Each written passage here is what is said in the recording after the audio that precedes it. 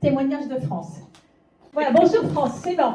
Alors, voilà, bonjour France. Alors, je vous pose des questions, France. On va vous voir, parler. On va voir comment ça marche. Alors, France, voilà, je peux dire votre âge, France? Pardon? Je peux dire votre âge? Oui, oui, tout, au contraire. Tout. Alors, vous avez quel âge, France? Je vais avoir 87 ans. Vous allez avoir 87 ans. Alors, pourquoi vous êtes venu me voir? Ah, pourquoi je suis venue vous voir? C'est une bonne question. Parce que j'avais des gros problèmes de vue. Depuis une dizaine d'années, j'avais une DMLA et que, voilà, j'aurais bien aimé améliorer cette vue, à retrouver un petit peu pour lire et puis pour voir les personnes qui venaient me voir. Voilà. Et vous avez commencé à venir me voir quand? Vous vous rappelez? Je crois que c'était en septembre. Voilà, à Paris. Vous êtes monté à Paris exprès. Oui, tout à fait, je suis dans le Gard. Voilà, vous êtes monté à Paris exprès, avec votre fille. Et c'est Catherine, ma fille, qui a trouvé votre adresse, enfin. Le bouche à oreille. Le bouche à oreille, voilà. D'accord. Donc, alors, je suis montée tout de suite. D'accord. Et qu'est-ce qui s'est passé pour vos yeux? On s'est vu combien de fois depuis le mois de septembre? Je dirai après, j'ai votre dossier. Je n'ai pas compté, mais c'est bien 5 fois. Oui, 5-6 fois, oui. 5-6 fois, je regarderai. J'ai le dossier après. Oui. Et du coup, comment ça s'est passé pour vos yeux? Ben, ça va mieux, ça va mieux. Je me vois, je vous vois pas là, vous n'êtes pas là. Mais moi, je me vois. Et si je me mets là, vous me voyez? Et sur l'écran, je voyais rien avant. Et maintenant, alors, sur l'écran, vous voyez rien avant? Oui, là, je me vois bien même. Ah, vous voyez bien? Je vois toutes mes rides. Je vois toutes mes rides avant, je les vois. Vous voyez toutes vos rides? Oui. Et avant, vous ne voyez pas vos rides? Pas du tout. Pas du tout. C'est un avantage. Quand vous êtes venu me voir la première fois, vous ne me voyez pas, même à mon cabinet. C'est juste? Oui, non, tout à fait. Hein? Je ne voyais pas. Vous ne voyez pas? Vous ne voyez pas du tout? Je ne détaillais rien du tout. Là, je détaille. Il y a ma petite fille qui est à côté de moi. Je la vois sur votre écran. Voilà. Oui, beaucoup. À la télévision, si je ne regardais pas, bon, ce n'est pas toujours intéressant, mais quelquefois, voilà, une fois, j'ai regardé et j'ai vu mon petit-fils. Voilà. Et j'ai vu ses cheveux, j'ai vu ses yeux, j'ai vu son sourire. Enfin bref, pour moi, c'était un miracle. C'était un miracle. C'était Paul, n'est-ce pas? Oui, c'était Paul. Qui est acteur et que vous avez vu à la télévision. Oui. Oui. Il ne croyait pas mes yeux. Et vous ne croyez pas vos yeux. Vous n'en croyez pas vos yeux. Voilà. Donc restez là, restez parler. Je vais juste compléter puis vous me direz pour que ce soit intéressant. Hein. Je vous remercie. Alors France est venue. Elle est venue donc avec sa fille à Paris au mois d'octobre. Et on a travaillé à Paris. Hein. Et ensuite c'est compliqué parce vous habitez autour du Zès, hein, France? Non, j'habite autour d'Alès. Autour d'Alès, excusez-moi. Il y a un S quelque part. Vous habitez autour d'Alès. D'accord, elle habite autour d'Alès. Donc après, la deuxième, c'était compliqué pour faire la deuxième. Mais j'avais senti que la deuxième séance, il fallait la faire assez rapprochée. Il y a des cas où on sent qu'il ne faut pas attendre un mois, 2 mois.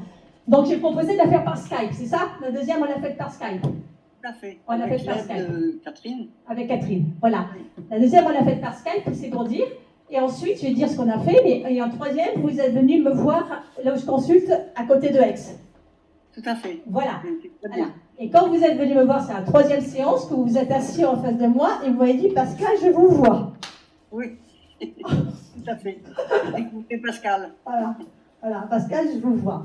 Alors c'était assez étonnant en 3 séances. Je peux vous dire que moi-même, c'est ce que je vous dis, je fais des études avec tout ça. Et je fais. C'est encourageant. Encourageant. Oui, un petit peu. Un petit peu. C'est très encourageant, mais je vais expliquer. Donc c'est encourageant.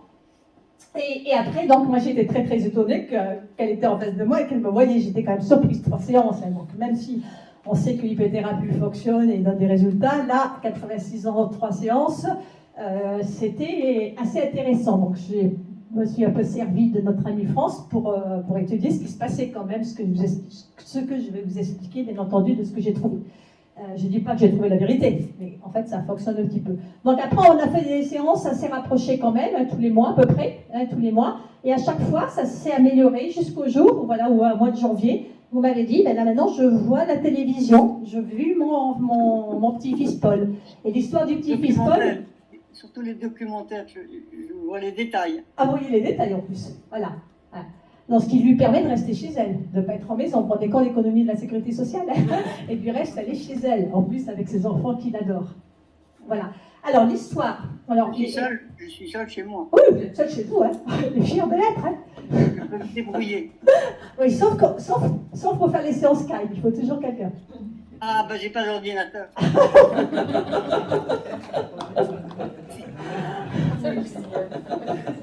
Voilà, alors le jour, qu'on appelle un miracle, j'aime pas trop dire miracle, mais le coup, elle me dit j'étais seule chez moi, je raconte comme vous me l'avez dit, hein, France, j'ai une assez bonne mémoire, dans ce métier il vaut mieux.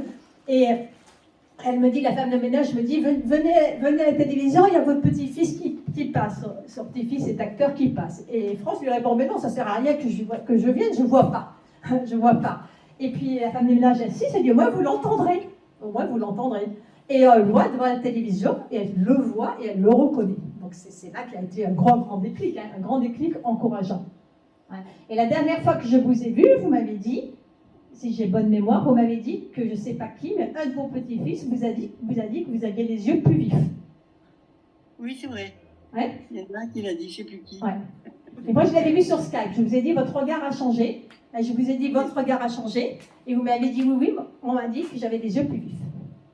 Et moi, je le vois maintenant. Ah oui, maintenant, sur l'écran, là. Ah, vous le voyez sur l'écran? Je ne reconnais pas mon regard. Comment?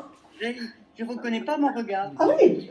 Il est beaucoup plus vif. Ah oui, il est beaucoup plus vif, votre regard, tout à fait. Il est beaucoup plus vif, votre regard. Alors, restez avec nous, France. Je vais expliquer un petit peu. Je vais rester, je l'ai en mémoire. Donc, je vous ai fait des slides, mais j'ai en mémoire le dossier quand même de France. Donc, je vais vous expliquer un petit peu comment j'ai travaillé, sans vous dire tous les détails parce que c'est complexe, mais pour que vous voyez les liens qui sont faits. D'accord? Les liens qui sont faits. Alors, quand France est venue me voir, tout allait très bien. Tout va bien dans sa vie. Hein. C'est une femme très joyeuse, très optimiste. Elle avait perdu, je peux le dire, vous avez perdu votre mari en août. Hein, en août, qui avait une sclérose en plaques, il me semble, de mémoire, et une DMLA. Après 63 ans de mariage. Après 63 ans de mariage.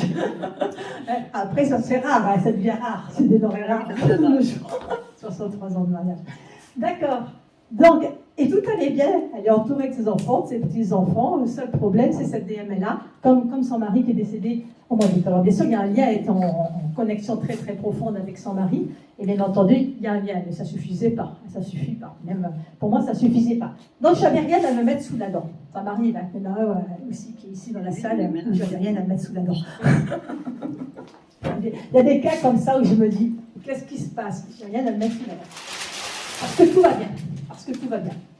Il faut dire qu'il y a des personnes, là, se disent, oui, tout va bien dans ma vie, j'étais heureuse, j'ai eu des parents, j'ai pas eu faim, tout va bien. Mais en creusant un petit peu quand même, notre amie France est née en 1936, c'est ça? Vous êtes née en 1936? Oui, c'est ça. Ouais, c'est ça. Donc, à la guerre, vous aviez combien pendant la guerre? Bien, ça a commencé en 1939, si mes souvenirs sont bons. Donc, vous avez 3 ans. Vous avez 3 ans au début de la guerre. Hein, vous avez 3 ans au début de la guerre. Donc, comme je vous dis, tout va bien dans la vie, sauf qu'il y a la guerre qui est là, qui arrive. La guerre arrive. Donc, qu'est-ce qui se passe pendant la guerre? Et effectivement, la DMLA, je vais aller chercher aux mémoires de la guerre. Aux mémoires de la guerre. Et 2 choses. Donc, on a fait la connexion à la mémoire de la guerre, et je peux parler de votre maman? Oui. Oui, votre maman? Est-ce qu'elle vous désirait, votre maman? Ah bah oui, on arrive là. C'est le résultat d'un enfant non désiré. Voilà, le résultat d'un enfant non désiré. Hein? 4e. 4e, oui. C'est ça, 4e enfant non désiré. Il y en avait 3 avant. 3 avant, et puis voilà, une maman qui voulait enfin pratiquer des musiciennes, et elle voulait reprendre sa musique et ses concerts, etc. Enfin bref, beaucoup de choses. Et je la comprends, je lui en ai jamais voulu. Hein. Non, vous êtes trop belle pour en vouloir. Mais voilà, enfin bref, je comprends très bien. Voilà. Elle a tout fait pour que je m'en aille, mais j'ai résisté. Je suis là. Voilà. Ouais, alors ça, voilà, 4e enfant. Voilà, 4e enfant en 1936, où la maman était une grande... Yvette, votre maman de mémoire? Yvette, oui, très bien. J'ai de mémoire. Yvette, d'accord. Okay. Votre maman est Yvette, donc 4e enfant, avait une grande carrière devant elle, grande pianiste, et avait une grande carrière devant elle. Donc, elle ne voulait pas de 4e enfant. Et puis, papa et maman s'aimaient beaucoup? Papa et maman s'aimaient beaucoup. Oui, oui. Ah oui. Et au mois d'août, sur la plage, Ça, on ne sait pas. Peut-être dans l'eau, c'était au mois d'août en tout cas. il faut être acrobate. Comment? Ça pourrait être dans l'eau et il faut être acrobate. En fait, j'aime beaucoup l'eau. Eh bien, écoutez, ils s'aimaient beaucoup. Et puis on a eu France qui est arrivée, malgré que maman faisait du vélo, du tennis sur les pavés et tout, pour faire partir. Mais non. Voilà. Voilà. Et puis ça n'a pas marché. Non. Ça marche. Et comme ça n'a pas marché, elle s'est dit que finalement, quitte à garder un bébé, autant avoir un garçon. Oui, voilà. Oui, Oui, c'était fille, garçon, fille, donc on a attendu un garçon, bien sûr. Voilà. D'où mon prénom, Francine, au départ, parce que ça devait être Francis. Ça devait être Francis. Voilà. Et en plus, on attendait un garçon. Et ce qui est sorti dans les systèmes énergétiques et vibratoires, il est sorti, il y a plusieurs choses qui sont sorties, on va revenir à la guerre après, il est sorti que Yvette, d'accord? Oui. Alors, vous allez me dire, c'est tiré par les cheveux. Je suis d'accord avec vous. Sauf qu'il y a un résultat. Quand je vous dis s'il y a un résultat, on peut prendre l'information. Et après, on voit ce qu'on en fait. D'accord? Parce que c'est codé. Il se trouve que ce qui est sorti, c'est que Yvette ne voulait pas l'avoir. Et si vous décomposez, l'avoir. D'accord? Oui. Non. Ouais, l'avoir. Vous vous rappelez? Voilà. Donc là, c'est effectivement. Donc il a fallu que nous travaillions depuis la conception et toute la vie utérine, qui est une partie du travail. Donc à partir de cette information-là, on a travaillé, je vous ai vie utérine depuis la conception et toute la vie intra-utérine, c'est-à-dire le stade embryonnaire, le stade fœtal, l'insertion placentaire, le sang placentaire, etc. Tout ce qui est matière, c'est-à-dire le sang placentaire, le placenta. Ce que je veux dire, c'est que donc il a fallu travailler sur la vie intra-utérine, bien entendu, et toutes les mémoires. Alors pourquoi c'est important? Parce que bien entendu, le sang c'est de la matière, le placenta c'est de la matière, effectivement, mais c'est aussi énergétique. C'est aussi énergétique. Donc si on parle du sang placentaire qui nourrit le fœtus, au niveau énergétique, comment la maman nourrit son enfant qu'elle attend au niveau de ses pensées, au niveau de l'environnement, au niveau de son désir d'enfant. Et tout ça, ce sont des mémoires psycho-émotionnelles et énergétiques qui vont perturber le sang placentaire. Et qu'il faut rétablir. D'accord? Donc c'est tout cela qu'on travaille. Hein, c'est tout cela qu'on travaille. Donc on a beaucoup travaillé sur la vie intra-utérine par rapport à sa conception et sa naissance après. Parce que souvent, quand il y a une conception qui est faite avec difficulté, la naissance est aussi difficile. Je vous expliquerai pourquoi après si j'ai le temps et si c'est pas trop compliqué. La deuxième volet sur lequel on a travaillé avec France, on a beaucoup travaillé avec France sur quoi? Sur le deuxième partie. Vous vous rappelez sur la deuxième partie qu'on a beaucoup travaillé? Où on a beaucoup travaillé, France? Oui, je me souviens plus très bien. Allez-y, ça reviendra. La guerre. Votre papa. Votre papa. Oui. À la guerre. Ah oui, oui, il est parti en 1939. Oui. Comme officier de réserve. Voilà. Bon, nous, on habitait Paris et il nous avait mis à Royan. Parce que là, on avait de la famille pour nous héberger. Et puis, voilà, mon papa est parti. Oui, ça fait un coup. Mais je ne me rendais pas compte, c'était dangereux, non pas du tout. Voilà. Pour ça, là, ma maman était très bien. On n'a jamais eu peur pendant la guerre. Et voilà. Qu'est-ce que j'ai à dire? Et là, c'est moi qui vais prendre le relais parce que la technique, vous ne pouvez pas. D'accord, mais c'est important que vous le disiez. Le deuxième volet, bon, je vais essayer d'écrire bien quand même. Mais c'est bien sur les slides. Je vais rester très propre sur les slides. J'ai du mal à écrire. Bon, ça, c'est... Bon, alors, pourquoi la guerre? D'accord? France est née en 1936. Donc, au début de la guerre, elle a quel âge? 3 ans. Elle a 3 ans. Son père part à la guerre. Il part, hein. Et en tant qu'officier, son père part. Et ce qui fait qu'il y a 4 enfants. Donc, la maman se retrouve seule avec 4 enfants. Et le papa restera jusqu'à 6 ans à peu près, 5 ans et demi, 6 ans. Il restera combien de temps? Je me rappelle plus, 2 ans? Non, il fait partie de 39-40. Ah, il fait partie. Et comme il avait 4 enfants, Pétain, il a fait une chose. Voilà. La vie, c'est ça. Il part à peu près 2 ans. Il part à peu près 2 ans, jusqu'à 5 ans et demi, on avait dit. Ça, et parce qu'il était père de 4 enfants, il pouvait rentrer. Voilà. Pétain avait décidé que ceux qui étaient pères de 4 enfants pouvaient rentrer. Donc, voilà. C'était grâce à moi. C'était grâce à moi. On leur disait souvent, mes parents. Et aux frères et sœurs aussi, bien sûr. Grâce à elle. Donc, grâce à elle, effectivement, pendant 2 ans et demi, de 3 ans à 5 ans et demi, le père n'est pas là. Elle ne voit pas son père. Elle ne voit pas son père. Vous allez me dire quel est le lien. Ça rappelle la naissance, on ne veut pas la voir, mais surtout dans ce qui a été. Alors ça, c'est du technique. Ne cherchez pas à comprendre, je vous le dis, mais c'est technique, c'est ce qu'on apprend pendant les cours. Pendant cette période-là, de 3 ans à 5 ans et demi, on est dans la période que Freud appelle le stade phallique. Nous avons 3 stades d'évolution de la vie, le stade oral, le stade anal et le stade phallique. Le stade phallique, c'est l'identité sexuée. C'est quand on se rend compte que papa-maman ne sont pas des papa-maman nourriciers pendant le stade oral, hommes et femmes pendant le stade anal, et sexués, donc ils peuvent faire l'amour pendant le stade phallique. Alors, on va me dire quel est le lien? Bien, le lien, c'est que c'est relié au système énergétique cœur-intestin-grêle, au méridien cœur-intestin-grêle. Vous allez me dire quel est le lien? C'est vrai, c'est pas tiré par le... D'accord, quel est le lien? Cœur-intestin-grêle est relié à l'été. A été conçu en été, au mois d'août. Déjà. Et c'est relié à la vision, à la vue. Donc, cette séparation a déstabilisé tous les systèmes énergétiques reliés au stade phallique qui correspond à l'été, à la vision et à la vue. Et qui la ramène par l'été. Je sais que c'est tiré par les jeux, mais en travaillant comme ça, il y a des résultats. Donc, à un moment donné, on est bien obligé de le faire. On leur ramène à l'été, c'est la période de sa conception. C'est ça que je dis, les mémoires qui font feu de tout. Alors, bien sûr, il faut de l'expérience pour aller chercher des petites bêtes comme ça. Je vous l'accorde.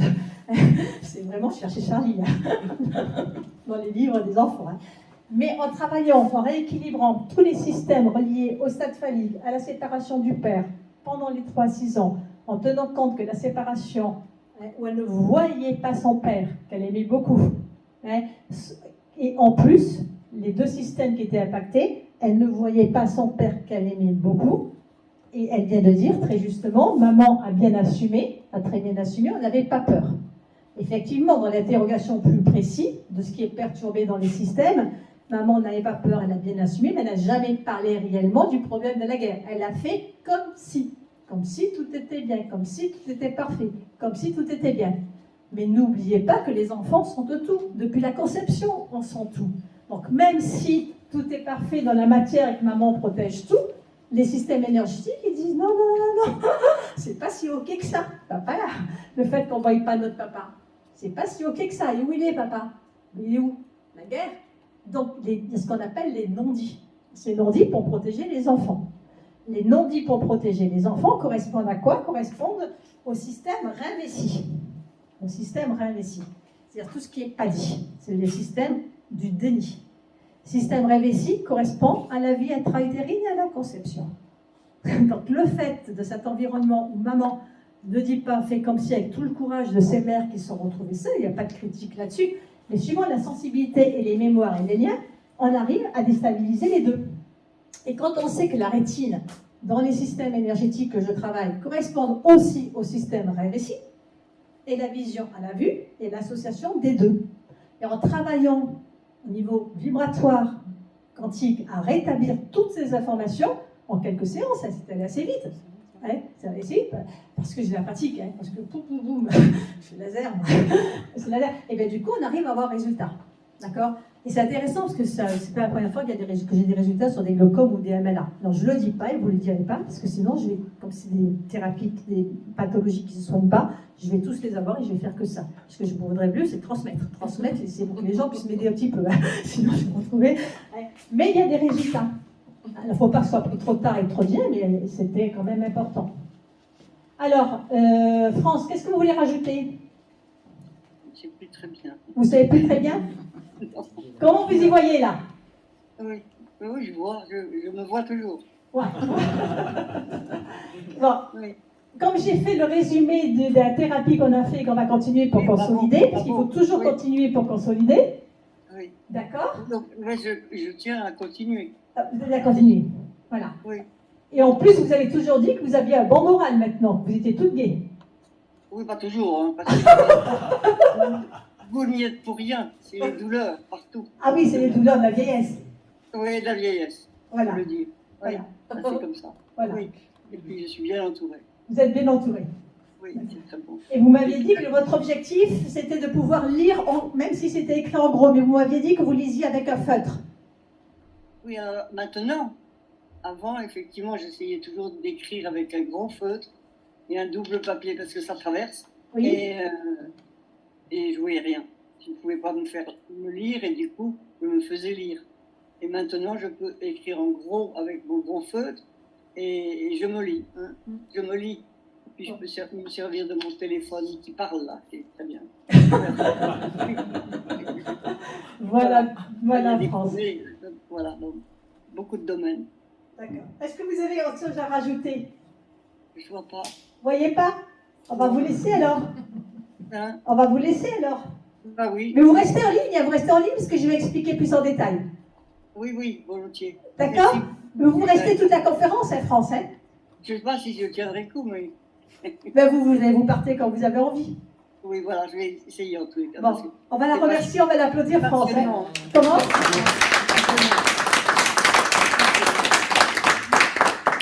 Voilà, un gros applaudissement. Hein. Allez. Au revoir, France. À tout à l'heure, restez en ligne, là. Oui, merci. Au revoir, Pascal. Au revoir. À bientôt, au revoir. À bientôt, physiquement. Oui. Au revoir. Au revoir. Voilà, là, on va passer... Je vais passer le diaporama. Voilà. Alors, France DML, alors, ça va être plus facile de voir tout ça. Voilà, alors vous avez le résumé. Hein. Le résumé là, c'est qu'elle est née en 1936, elle est 8 ans pendant la guerre, et son père Roger, à la guerre, il est prisonnier. Il est prisonnier, il est délivré à 42 quand elle a 6 ans. 5 ans et demi, 6 ans, il est délivré. Et elle ne voit pas son père pendant 4 ans. Donc j'ai mis les mots-clés, elle ne voit pas son père. Elle est la 4e de cet enfant et sa mère est une grande pianiste. Elle est une grande pianiste et du coup, sa carrière, elle ne la fera pas parce qu'elle aura notre amie France. Et surtout, elle arrête le piano à contre-cœur. Contre-cœur, on est dans le cœur à Testagrel. Cœur à Testagrel, c'est quoi? Cœur, c'est les émotions, etc. Et c'est relié à l'intestagrel. Et dans ce que je travaille, parce que je sais qu'on est entre l'ayurvédique et l'acupuncture, c'est différent, donc je précise. Moi, je suis liée à l'ayurvédique plutôt. L'intestagrel sont les choix. C'est les choix. Cœur intestagrel. C'est-à-dire qu'elle a le choix, elle garde son enfant, mais du coup, elle n'a plus le choix, elle ne peut plus être pianiste. C'est une question de choix. Et elle sacrifie sa carrière.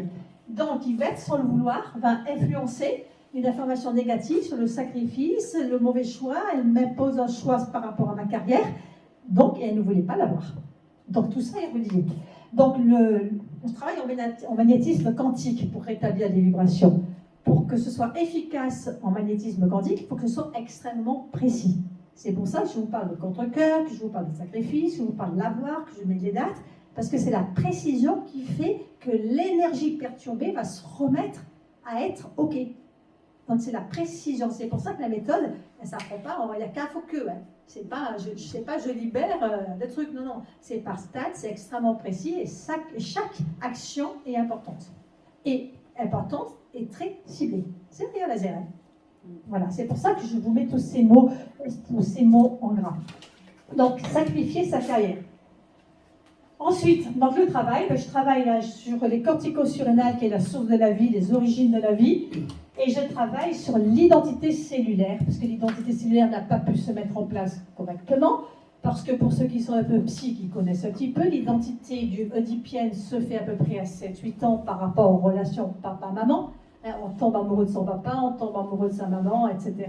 Et on se construit au niveau sexué freudien par rapport à cette fusion-confusion qui a lieu avant 6 ans, 6-7 ans. Et après, l'enfant doit se détacher. Je ne vais pas vous faire un cours psy, mais il doit se détacher pour trouver son individualité. Ce que je travaille, moi, dans l'identité, c'est l'identité cellulaire. C'est-à-dire, il y a l'identité freudienne, il y a l'identité cellulaire. Et on a beau résoudre son identité freudienne, s'il y a eu un trauma ou l'absence du père ou quelque chose d'important pendant la petite enfance, eh bien, l'identité cellulaire ne va pas pouvoir se faire. Et l'identité de la cellule est égale l'identité de la personne. Donc c'est très très important de travailler sur l'identité dès le début. Voilà, dès le début, hop. Voilà, ensuite, c'est ce que je viens de vous dire, hein, les systèmes énergétiques perturbés, cœur et testagrel, été, feu, vue, sentiment, Les stades phalliques, c'est l'identité sexuée, c'est ce que je vous ai dit, mais c'est mieux écrit ici que sur le tableau. Elle ne voit pas son père et ne sait rien, donc on est dans le déni, dans la famille Rein-Vessi, et la rétine et la macula appartiennent à l'hiver Louis, hein, et la vie intra-utérine conception appartiennent à la famille Rein-Vessi. Donc j'ai travaillé sur ces deux systèmes codés de la vie intra-utérine où sa mère ne veut pas la voir et elle ne voit pas son père pendant sa petite enfance. Ça a l'air simple, résumé comme ça. Hein. Bon, il fallait le chercher, hein. D'accord? Donc on a fait un travail profond par rapport à tout ça. Voilà, je passe, hein. Voilà. Mais ça, c'est ce qu'elle veut vous dire. Elle voit mieux. Hein. Troisième séance, elle voit mieux. Hein. On a fait un travail aussi par rapport au décès de son mari, qui est une séparation. Hein. Séparation avec le mari, séparation avec le papa. Moi, je travaille en lien, séparation avec le papa de 3 à 6 ans, séparation avec le mari. Voilà. Donc, elle a vu son petit-fils Paul à la télévision, elle voit les sourires et les cheveux. Donc, je fais ce travail de séparation avec Roger, son mari, avec Roger, son père, le trauma psychologique, émotionnel et affectif, la séparation avec son mari, le stade phallique, l'identité de la rétine et de la macula. C'est le travail que j'ai fait en hypnothérapie. Et ensuite, 4e séance en janvier, elle voit de mieux en mieux. Comme elle vous dit, elle écrit avec un feutre. Elle voit les couleurs. Elle voit, j'étais sur Skype, elle voyait mon écharpe blanche-grise sur le blanc, sur le mur blanc. Donc c'était intéressant. Elles sont plus présentes, plus centrées. Elle est fatiguée surtout par son zona. Voilà, alors là je travaille sur la conception. Alors je tiens compte de la ressource, parce qu'au niveau de ce qu'on appelle, on ne fait pas, il n'y a pas que des traumas, hein, il y a aussi des ressources. Et la ressource, c'est que les parents s'aimaient beaucoup. Donc il y a la ressource de l'amour. Ils ne voulaient pas de l'enfant, mais ils s'aimaient. Et son père voulait la garder, sa mère ne voulait pas. Mais il s'aimait. Donc, à la conception, la rencontre du spermatozoïde et de l'ovule dans l'acte sexuel, c'est un acte d'amour et elle est conçue avec amour. Donc, je vais chercher cette ressource au niveau vibratoire. D'accord? Vie intra-utérine, c'est ce que je viens de vous dire, un stade embryonnaire, stade fœtal. L'insertion placentaire, pourquoi l'insertion placentaire? Eh bien, c'est très simple, hein. Je vous le dis, c'est très simple. Le bébé, là, vous avez... Allez, je vais vous faire piquer la face. Voilà. Ah, vous avez la conception avec spermatozoïde et ovule. D'accord? Vous avez la petite cellule. Et après, elle voyage dans la trompe d'Ophalompe. Ok? Après, elle arrive dans l'utérus. Dans l'utérus. Et la cellule, au bout de 8-10 jours, là, elle construit son placenta. Et elle construit son placenta qui va créer le cordon et s'insérer, faire sa nidation pour s'accrocher et s'insérer. D'accord? Or, qu'est-ce que voulait la maman? La faire partir. Ah, je saute, je fais du vélo, je veux partir. Qu'est-ce qu'elle a fait? Elle a décidé de s'accrocher. Donc, la vibration de l'insertion placentaire, elle est contrariée. C'est ce qu'on appelle la dualité. Maman veut pas, mais moi je reste. Donc, la vibration, elle est perturbée. Donc, je suis obligée de rétablir cette vibration parce qu'elle est restée. Donner la vibration juste de l'insertion placentaire. Aligné en siège, naissance très difficile, c'est ce que je vous dis sur la conception. On ne veut pas de l'enfant, il y a souvent des naissances difficiles quand l'enfant n'est pas désiré. Ça, ce sont les recherches hypnothérapie. C'est pas médical. C'est ce que je constate. C'est ce que je constate dans mes enfants non désirés. Sa mère faisait tennis vélo à Paris. Donc on a travaillé sur tout cela. Voilà. Voilà. Et après la séance, toujours très fatiguée quelques heures. Après les séances, eh bien, elle se couche quelques heures. Elle est fatiguée. Mais elle voit mieux, elle voit 30% de mieux, et moralement toujours mieux. Donc là, blessure de rejet, bien entendu. La blessure de rejet, elle fuyant le rejet, parce qu'on ne veut pas la voir. Donc dès la vie intra-utérine, la blessure de rejet s'installe. Donc je travaille sur la blessure de rejet très vite, assez rapidement. Et la 6e séance, c'est février 2023. Après, la blessure de rejet a été vidée, les yeux toujours très bien, c'est ce qu'elle nous dit. Elle voit mieux la télévision, elle voit les rides, arrive à lire les numéros sur son téléphone, 60% d'amélioration. C'est ce qu'elle dit, c'est pas moi qui dis. Et je continue à travailler sur la première matrice, qui est la matrice de la vie intra-utérine.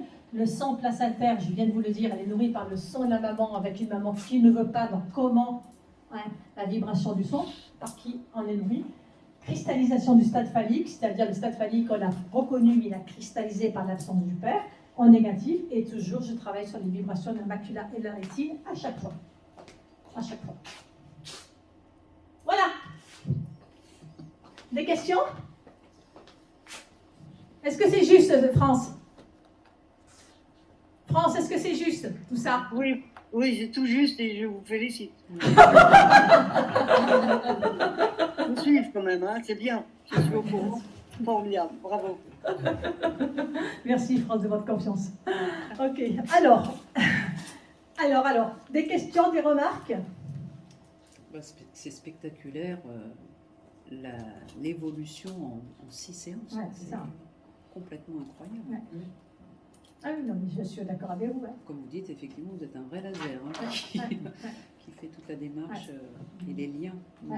Mais c'est toute c'est une thérapie qui correspond à un concept de réflexion. Ouais. Il n'y a pas une méthode dans un antibiotique qui va soigner ça, parce que chaque cas est individuel. Mm. Et le fait de ne pas vouloir son enfant, ça ne va pas agir forcément sur la macula de quelqu'un d'autre, ça va se mettre autrement. Donc c'est tout un concept de réflexion, en fait, c'est Sherlock Holmes, hein, et de lien par rapport au système énergétique que j'apprends en cours, que j'apprends aux personnes en cours. En fait, dans les cours que je donne, quand je donne une formation, c'est apprendre à raisonner et à faire les liens. Oui, c'est ça, parce qu'en fait, là, il y a plein d'origines différentes. Et tout à fait. Il faut avoir tous ces savoirs, en fait, Exactement. pour mener l'enquête. Il faut avoir tous ces savoirs pour avoir l'enquête. C'est Sherlock Holmes. C'est pour ça que ça joue sur des choses qui sont assez incroyables. Et de plus en plus. Hein. Donc, je suis toujours, c'est pour ça que je suis passionnée, excusez-moi, je suis passionnée parce que d'abord j'adore les gens. Il y a beaucoup de souffrance en ce moment, donc il faut aider les personnes. Et quand on peut agir, on peut agir. La difficulté, c'est qu'il n'y a pas beaucoup de personnes qui travaillent à ce niveau-là avec l'énergie vibratoire et quantique. Donc il est urgent de transmettre que l'énergie, la structure énergétique, c'est structuré, c'est pas il y a qu'à faut que je fais appel là-haut et puis tout dégage. Et bien sûr, ça peut agir, mais pas sur des pathologies comme ça. Donc sur les maladies chroniques, on a sclérose en plaques, les Parkinson, etc., on a des résultats, on arrête l'évolution. Voilà. Ce sont les résultats, on ne soigne pas, mais on arrête l'évolution. De toute façon, on ne soigne pas. Donc, on est en découverte. Moi, je suis encore en découverte. Même si ça fait plus de 15 ans que je pratique, je découvre tout le temps. D'autres remarques? Son médecin, qu'est-ce qu'il en pense? Mais le médecin ne voulait plus l'avoir depuis longtemps, hein, je crois. France, moi, je vous ai demandé de revoir mon médecin d'ici cet été. L'ophtalmo, vous ne le voyez plus? Oui, pardon, l'ophtalmo, oui. L'ophtalmo, oui, je ne l'ai pas revu. Hein. J'ai reçu simplement le compte-rendu de la dernière visite chez lui, il y a 5 ans, qui disait qu'il n'y avait plus rien à faire. Voilà.